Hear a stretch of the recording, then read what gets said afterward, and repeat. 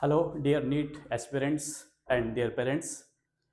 Atal medical and research university Himachal Pradesh की तरफ से पहली प्रोविजनल मेरिट लिस्ट एमबीबीएस और बीडीएस की एडमिशन्स के लिए जारी कर दी गई है।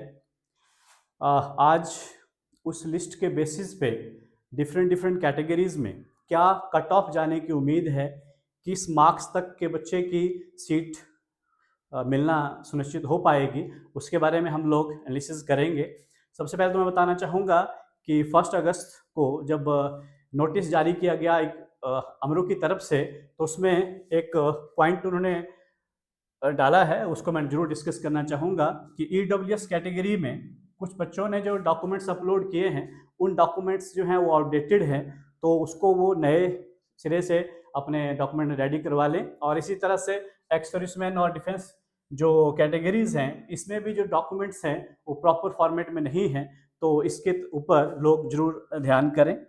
उसके बाद मैं बात करना चाहूँगा कि अब कट ऑफ क्या जाने वाली है। उससे पहले हम डिस्कस करेंगे कि हमारे पास हिमाचल में टोटल नंबर ऑफ सीट्स की कितना अवेलेबिलिटी है। तो हमारे पास 6 मेडिकल कॉलेज हैं, जो मैं एमबीबीएस की ही बात कर रहा हूँ प्राइमरी यहाँ पे। तो टोटल नंबर ऑफ सीट्स हमारे पास जो अवेलेबल हैं वो है 720, और इसमें से जो हमारा ऑल इंडिया कोटा है, ऑल इंडिया कोटा में हमारे पास 108 सीट्स ऑल इंडिया कोटा में चली जाती हैं, और स्टेट कोटा में बचती हैं हमारे पास 576 सीट्स। इसमें फिर डिफरेंट कैटेगरीज में डिस्ट्रीब्यूशन किया गया है। तो अगर हम बात करें एससी कैटेगरी में, तो एससी कैटेगरी में नंबर ऑफ सीट्स की अवेलेबिलिटी है हमारे पास 84। अगर हम एसटी कैटेगरी की बात करें तो 39। इस तरह से डिफरेंट डिफरेंट कैटेगरीज में कितनी नंबर ऑफ सीट्स अवेलेबल हैं, ये अमरू की तरफ से जो नोटिफिकेशन जारी की गई है इसमें दिखाया गया है। अगर हम बात करें जनरल कैटेगरी की, तो जनरल कैटेगरी की टोटल नंबर ऑफ सीट्स जो अवेलेबल है हमारे पास वो है 291। अब इतनी नंबर ऑफ सीट्स के लिए जब फाइट होना है, तो क्या कट ऑफ जाने की उम्मीद है, उसको हमने एनालिसिस उसका कर रखा है। तो ये जो एनालिसिस आप सबके सामने मैं प्रेजेंट कर रहा हूँ, इसमें हमने कंपैरिजन किया है 2025 का 2022 और 2024 के साथ। अब क्यों हमने ये 2 साल चूज किए हैं, तो देखिए 2022 में जब हमारे स्टेट कोटा के जो रूल्स रहते थे कि कौन बच्चे इसको क्लेम कर सकते हैं, वो कुछ अलग थे। 2023 और 24 में रूल चेंज हो गए थे।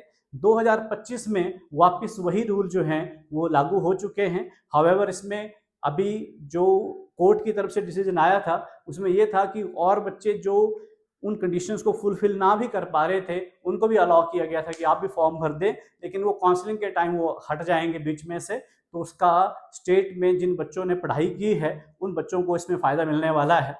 तो हमारा कंपैरिजन आज 2022 और 2024 के साथ होगा 2025 का। उसके बेसिस में हम आपको बताएंगे कि क्या कट ऑफ जाने की उम्मीद है।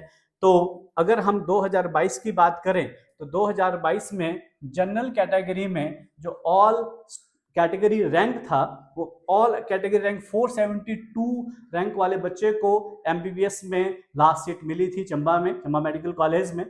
लेकिन अगर हम बात करें 2024 की, तो ये 32 का उछाल ले गया था रैंक, और उसमें 440 तक जो है वो आंकड़ा चला गया था। उसके पीछे कारण ये भी था कि बाकी जो बच्चे जो अदर स्टेट में भी उन्होंने पढ़ाई की थी, डोमिसाइल हिमाचल के थे, उन बच्चों को क्योंकि स्टेट की तरफ से मौका मिल रहा था, तो ये 32 का जो जंप था इस वजह से लग गया था।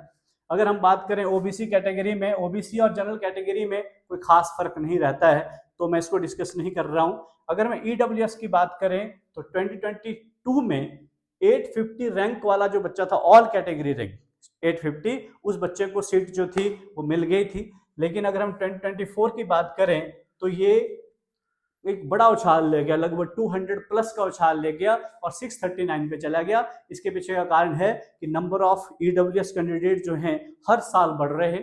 उसके पीछे के कारण क्या है, मैं वो डिस्कस नहीं करना चाहूँगा यहाँ पे। अगर हम एससी कैटेगरी बात करें, तो 776 पे क्लोजअप हुआ था, जबकि वो अब 1087 पे उल्टी तरफ को जंप कर गया। ठीक है, तो ये कैटेगरी वाले में फ्लक्चुएशन हो जाता है, इसमें कोई हैरान होने वाली बात नहीं है। एसटी कैटेगरी में 970, तो अब वो 801 पे यहाँ पे रैंक अप हो गया एसटी कैटेगरी में। बैकवर्ड एरिया में 702 था, और अब वो जो है वो रैंक डाउन हो गया, 980 पे चला गया हमारा। तो ये हमारा था 2022 2024 के साथ आपस में कंपैरिजन। अब हम बात करेंगे जिसके लिए सब चिंतित हैं कि 2025 में क्या कट ऑफ जाने वाला है। तो 2025 की कट ऑफ की अगर हम बात करें तो अगर हम कंपैरिजन करें 2022 से, जो स्टेट कोटा के लिए रूल 2022 का 2025 का सेम रूल है, तो इसमें क्या होने वाला है, तो अगर हम उसके बेस पे कंपैरिजन करें तो हमें ये लग रहा है कि टोटल एनालिसिस करने के बाद कि जिस बच्चे के मार्क्स 475 जनरल कैटेगरी वाले बच्चे के जो मार्क्स आए हैं उसको सीट मिलनी चाहिए 2022 के अकॉर्डिंग।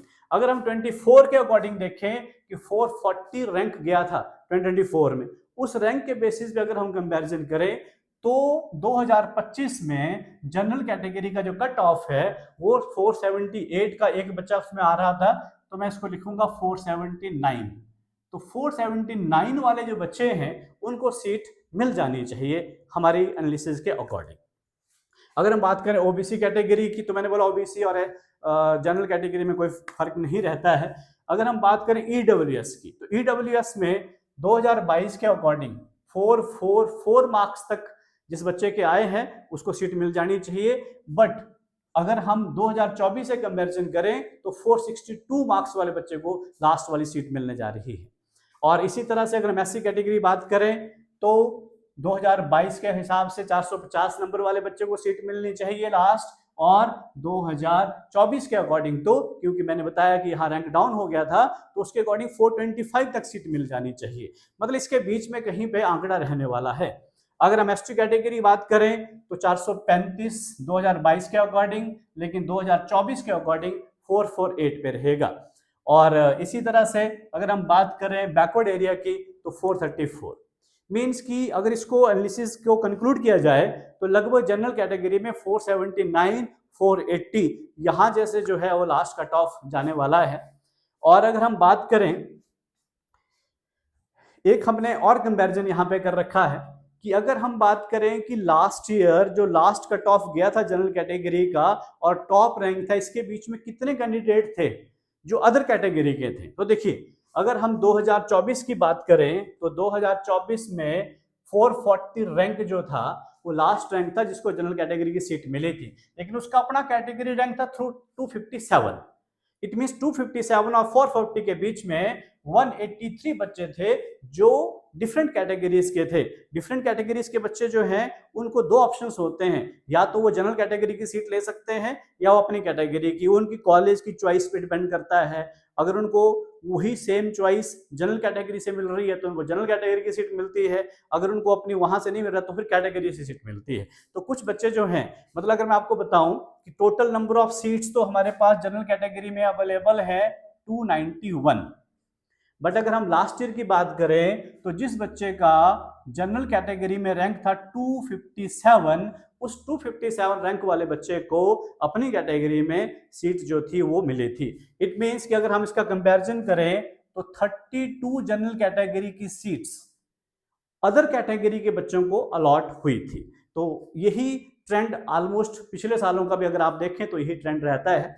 लेकिन इस बार थोड़ा सा एक चेंज है। वो चेंज क्या है कि 440 रैंक ही अगर मैं मान के चलूं कि 440 रैंक दोबारा इस बार भी बच्चे की सिलेक्शन हो जाएगी तो उसका कैटेगरी अपना जनरल कैटेगरी में रैंक बन रहा है 275 और 440 के बीच में गैप है 165 का। तो 165 का गैप का मतलब है कि अगर पिछले साल से कंपैरिजन करें तो लगभग 18 बच्चे जो हैं वो कम हुए हैं कैटेगरी से। अब इसका फायदा किसको मिलने वाला है? इसका फायदा मिलने वाला जनरल कैटेगरी वाले को। जनरल कैटेगरी वाले बच्चे जो हैं, क्योंकि कैटेगरी वाला बच्चा जनरल कैटेगरी वाले सीट ले जाता था, नंबर ऑफ स्टूडेंट्स कम हुए तो कुछ हद तक इस चीज का फायदा जो है जनरल कैटेगरी को मिलेगा। तो इसके बेसिस पे भी अगर हमने कंपैरिजन किया तो फिर आंकड़ा वही 479 और 480 के बीच में रहने वाला जनरल कैटेगरी का। और अदर कैटेगरी का तो मैंने आपको जैसे पहले एनालिसिस किया कि अदर कैटेगरी का जो हम लोगों ने यहाँ अदर कट ऑफ लिख रखा है, इस कट ऑफ के अकॉर्डिंग आप देख सकते हैं कि इसके ऑलमोस्ट इसके आसपास कट ऑफ रहेगा। पर फिर भी मैं बोलना चाहूंगा कि ये हमारी एनालिसिस के अकॉर्डिंग है, एक्चुअल में आंकड़े कई बार बदल भी जाते हैं, कितने कैंडिडेट्स हैं, कितने बच्चों को एम्स मिलता है, कितने बच्चों को ऑल इंडिया कैटेगरी से जो है एमबीबीएस की सीट मिल जाती है, तो ये आंकड़े थोड़े बहुत आगे पीछे भी हो सकते हैं। अब मैं बताना चाहूँ, ये वो मेरिट लिस्ट है जो अमरू की तरफ से जारी की गई है, और मुझे ये बताते हुए बहुत खुशी हो रही है कि इस मेरिट लिस्ट में जो स्टूडेंट नंबर 1 पे शो हुआ है, आरव ठाकर, ये मेरा स्टडी सर्कल का स्टूडेंट है, 4 साल की कोचिंग इन्होंने यहाँ से ली थी, तो इस बच्चे को बहुत बहुत बधाई। अब मैं बात करना चाहूँगा उन बच्चों से रिलेटेड जिन बच्चों ने बहुत कोशिश करी और वो बहुत क्लोज भी पहुंच गए थे अपने रिजल्ट के पास, पर किसी वजह से उनको वो सीट नहीं मिल पाई। अगर उन बच्चों को मैं उनका आह्वान करना चाहूँगा कि घबराएं नहीं, फिर से कोशिश करें, नई एनर्जी के साथ नए चैलेंज को लें, और अगली बार अपना जो थोड़ा वो आपकी कमी रह गई और कहीं वजह से आप सीट नहीं ले पाए, अब आप टॉप सीट लें, आप एम्स में पहुंचे। आपकी हम लोग हेल्प करना चाहेंगे। आप अगर हमारे पास आके कोचिंग ज्वाइन करना चाहते हैं तो हमारा एक लास्ट बैच जो है वो 18 अगस्त से स्टार्ट होने जा रहा है।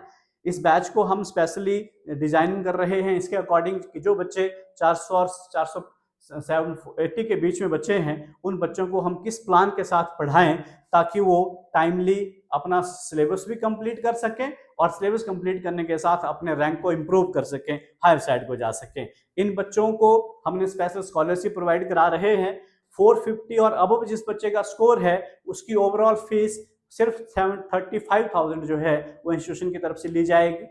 जिन बच्चों का स्कोर 425 और 449 के बीच में है उनको स्कॉलरशिप जो के साथ जो फीस उनकी बनेगी वो 45,000 बनेगी, और 400 और 424 के बीच में 55,000 रहेगा। बाकी भी ओवरऑल हमने जो फीस है उसको रिड्यूस कर दिया गया है। तो ये था एनालिसिस कि कहाँ कट ऑफ जाने वाला है।